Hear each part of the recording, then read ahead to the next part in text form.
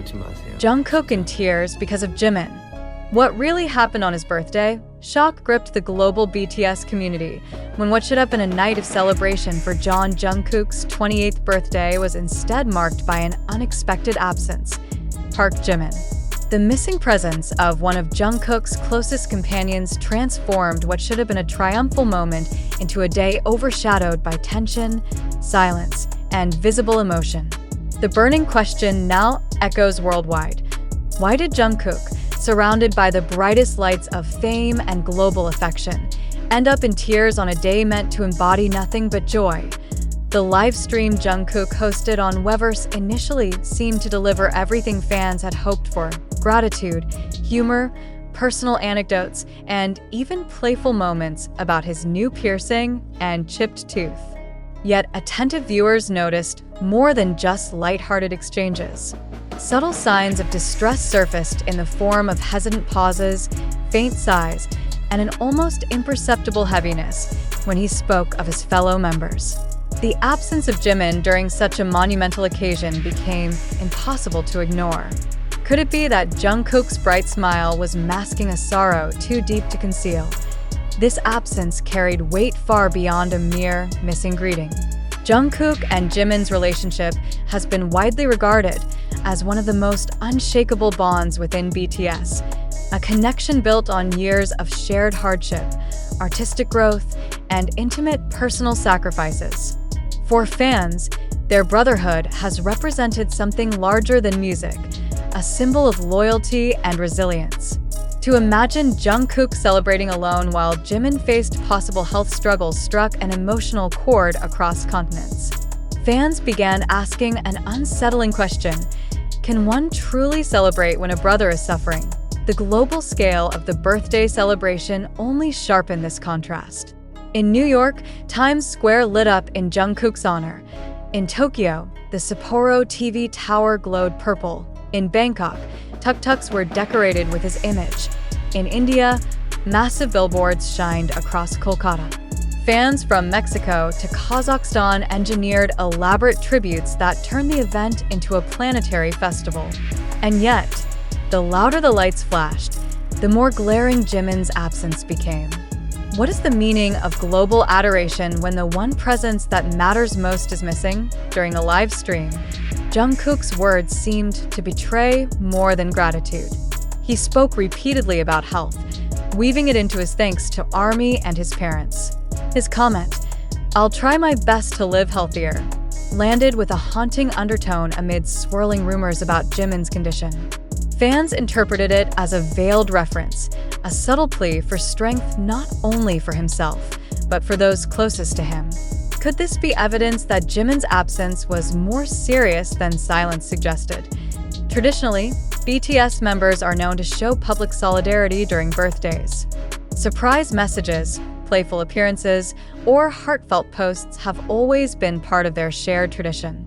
The silence this year was therefore striking, leaving a gap too large to ignore.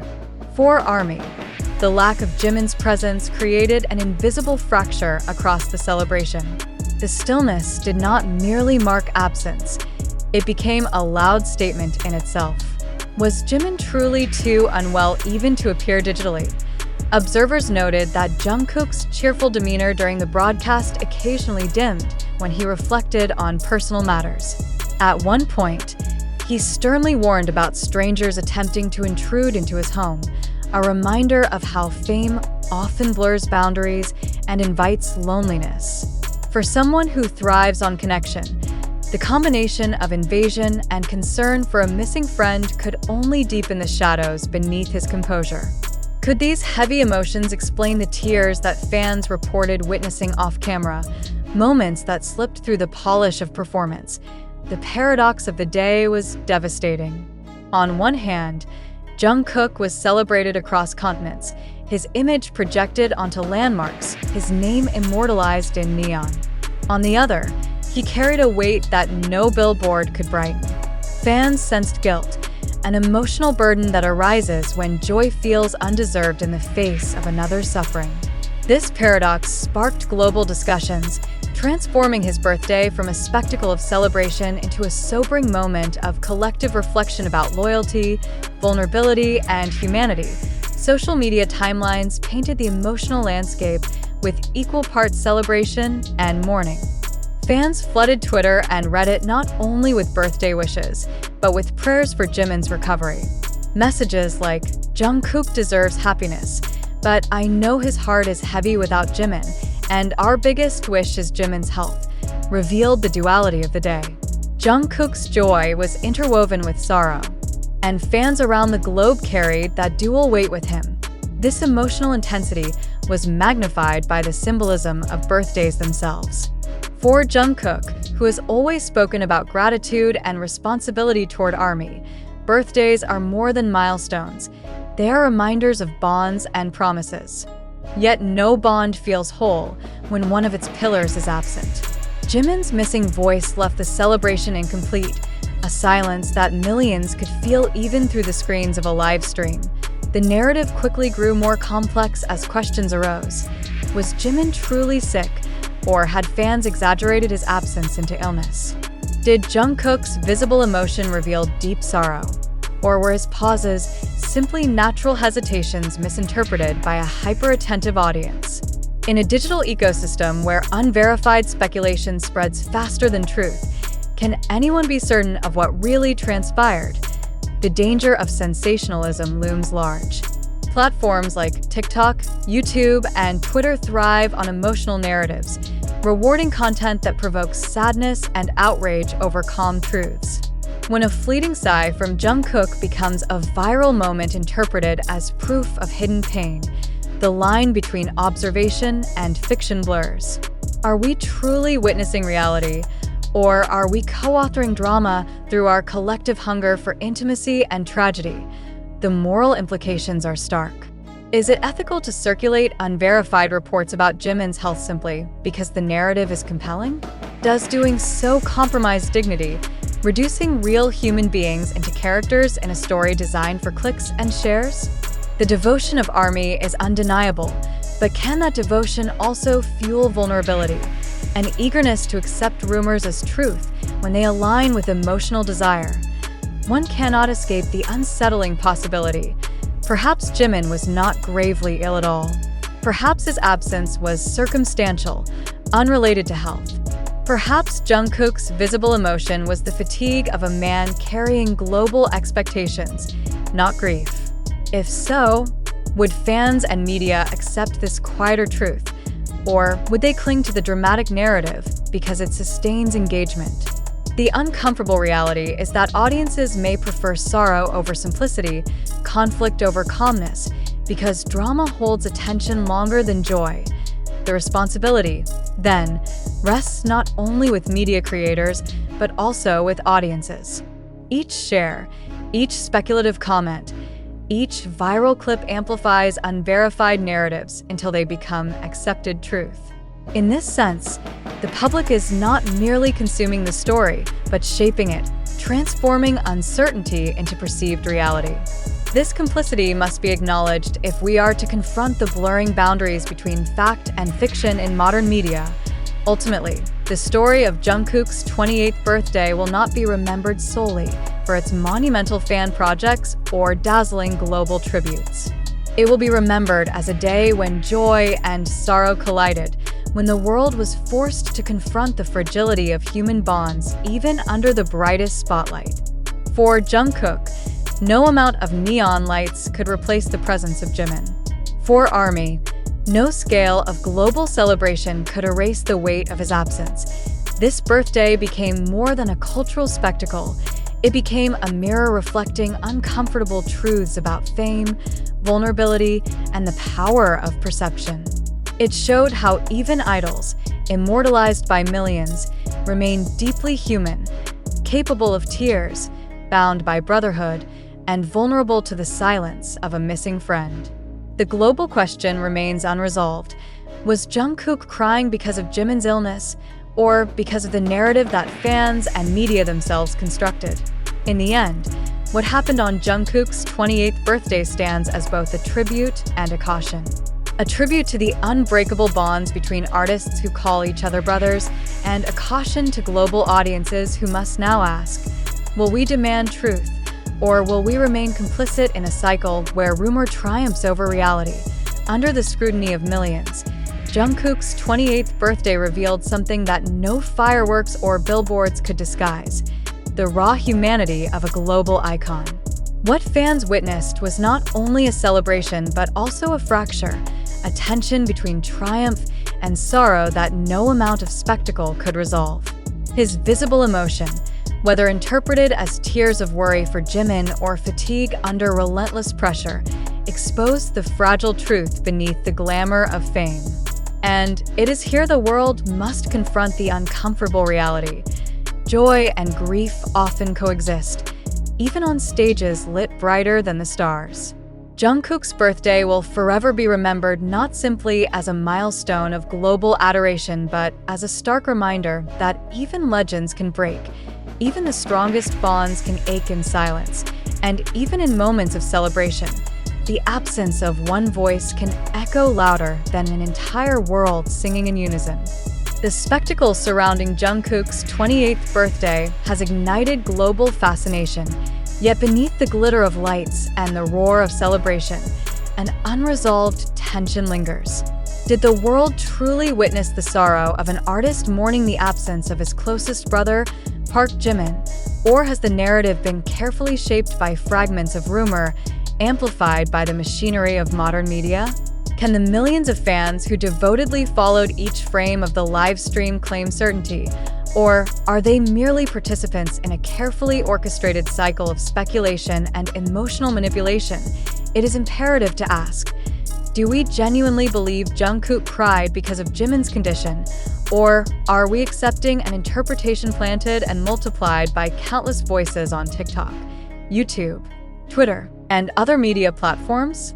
How much of what we call truth today is, in fact, a construct born not from evidence, but from collective longing for drama? If we cannot verify the authenticity of the tears, then what exactly are we consuming? News or fiction? Fact or hoax? One must pause and reflect. Why does the narrative of pain attract more attention than the reality of joy? Why do unverified reports spread with greater velocity than official statements? Is it not possible that the absence of Jimin was purely circumstantial, devoid of hidden tragedy, yet magnified into a global mystery by the hunger for sensationalism? And if this is so, do we not bear responsibility as audiences for perpetuating the cycle of exaggeration, for rewarding the creation of stories that may have no foundation in truth? Consider this. Jungkook himself never explicitly confirmed Jimin's illness during the broadcast. He spoke of health, of gratitude, of responsibility. Yet nowhere did he declare sorrow or disclose despair. Why then are we convinced that his words were veiled references to tragedy? Could it be that our own expectations, our own desire to see drama in every silence, have shaped the interpretation more than the facts themselves? If so, what does this reveal about the nature of our relationship with idols? Are we seeking authenticity, or are we seeking theater? The ethical weight of these questions cannot be ignored. When fans and media outlets share unverified claims, do they not risk transforming genuine human beings into characters trapped in fictional scripts? Is it morally acceptable to assign grief to Jungkook without evidence, to declare Jimin gravely ill without confirmation, merely because the narrative generates views and clicks? And if such claims later prove false, what damage will remain? Not only to reputations, but also to trust. Furthermore, let us question the very mechanics of virality. When a short clip of Jungkook pausing, sighing, or blinking circulates online with captions declaring his heartbreak, do we not risk mistaking coincidence for confession? Do we not risk weaponizing ambiguity to fuel emotional responses? Who benefits from this cycle? Fans who feel closer to their idol, or platforms which profit from every view, share, and comment. Does this not suggest that what we are witnessing may be less about truth and more about economy, where human vulnerability becomes currency? The matter deepens when we recall that the sources of this narrative are not uniform. They come from TikTok edits, Twitter threads, YouTube analyses, and loosely translated comments. Can such scattered sources, each shaped by personal interpretation, ever constitute evidence? Or are they fragments stitched together to create the illusion of coherence? Should we, therefore, not demand higher standards of proof before accepting such claims as fact? Should we not ask, where is the official confirmation? Where is the verifiable testimony? Where is the line between observation and invention? It is here that critical reflection becomes essential. Are we, as consumers of media, capable of distinguishing between genuine evidence and amplified rumor? Are we willing to interrogate our own complicity in spreading unverified stories? Or have we become so accustomed to the immediacy of information that we no longer pause to consider whether what we consume is true? If skepticism is abandoned, do we not risk transforming ourselves into instruments of deception, willingly echoing the very falsehoods we should resist? The emotional weight of the story cannot be dismissed, yet emotion alone cannot serve as evidence. We must ask, does the power of Jungkook's perceived sorrow blind us to the absence of facts? Does our empathy for his bond with Jimin make us... Could the notion of Jungkook crying because of Jimin's illness be nothing more than a narrative fueled by selective editing, amplified by repetition, and legitimized by sheer volume of circulation? Could the so-called evidence be nothing more than coincidence interpreted through the lens of expectation? If that is the case, what then becomes of our certainty? What remains of our trust? This provokes an even more uncomfortable inquiry. Do we, as global audiences, prefer the myth over the reality? Is the story of Jungkook crying for Jimin more satisfying than the possibility that nothing dramatic occurred? Are we addicted to sorrow because it offers intensity, depth, and emotional release? If so, are we not complicit in demanding tragedy from those we idolize, even when no tragedy exists? And if that is true, is it not we, rather than the media, who are shaping idols into prisoners of our own narratives? The answer cannot be offered lightly, for it demands introspection. Each reader must confront the question, do you truly believe the tears were real? Or do you recognize that you may have been persuaded by the machinery of digital sensationalism? Do you accept the narrative because it is verifiable or because it is compelling? And if you choose the latter, are you not consciously selecting fiction over fact, performance over truth? What does this reveal about the nature of your participation in the culture of celebrity? It is therefore essential to emphasize, the information currently available is not conclusive. It originates from scattered sources, many of them informal and unverifiable. The truth of Jimin's condition remains unconfirmed. The authenticity of Jungkook's supposed tears remains unverified. Without direct testimony or evidence, every assertion remains speculative. Can we then, in good conscience, present speculation as fact? Or must we acknowledge that what we are discussing may very well be a hoax created by the pressures of media sensationalism? Such acknowledgement is not an act of dismissal, but of responsibility. To admit uncertainty is to uphold integrity. To demand verification is to resist manipulation. Will we, as consumers of media, rise to this responsibility?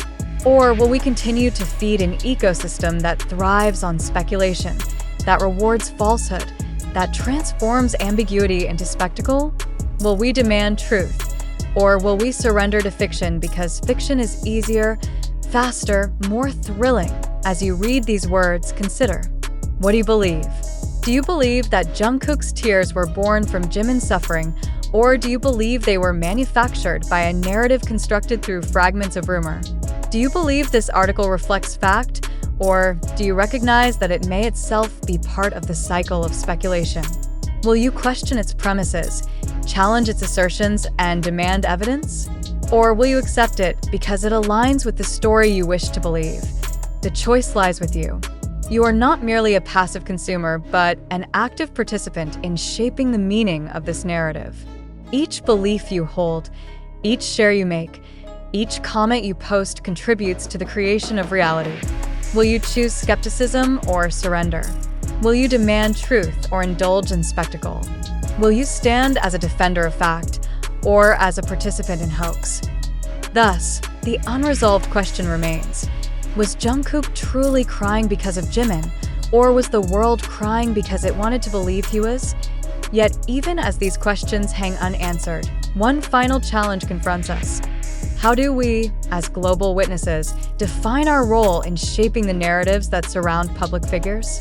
Do we accept the easy seduction of unverified rumor, or do we shoulder the burden of demanding verifiable truth?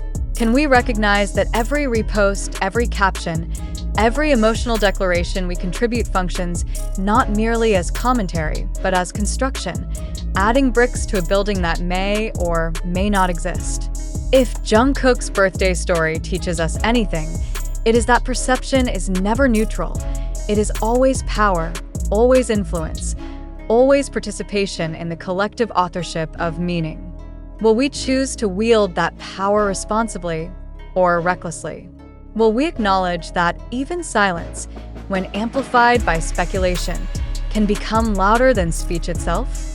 The question is not whether Jungkook cried, nor whether Jimin was absent, but whether we as audiences are prepared to confront the uncomfortable reality that what we believe might matter more than what is true.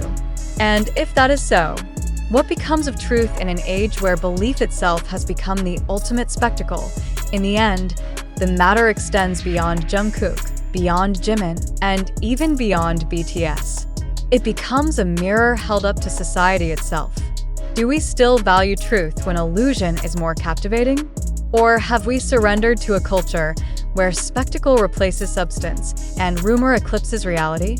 The answer lies not in them, but in us.